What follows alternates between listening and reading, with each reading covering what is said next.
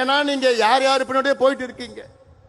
அடுக்கு மொழியில் வசனம் பேசினா முன்னாடி போயிட்டு இருக்கீங்க, சினிமாவில் நடிச்சா போயிட்டு இருக்கிறீங்க. ஆனா அதை விட முக்கியம், நீங்க படிக்கணும், உங்க பிள்ளைகள் படிக்கணும், படிச்சு வேலைக்கு போகணும்னு 45 ஆண்டு காலம் நம்முடைய மருத்துவர் ஐயா அவர்கள் உங்களுக்காக உழைத்துக் கொண்டிருக்கின்றார்கள். 45 ஆண்டு காலம்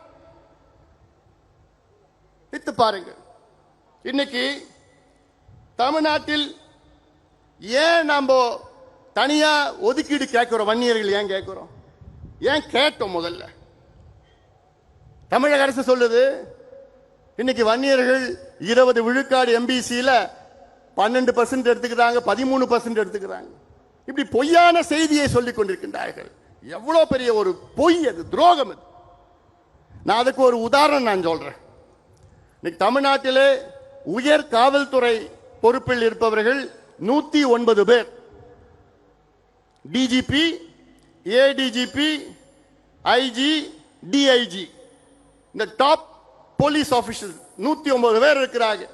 அதுல எத்தனை வன்னியர்கள் இருக்காங்க தெரியுமா? ஒன்னே ஒன்று.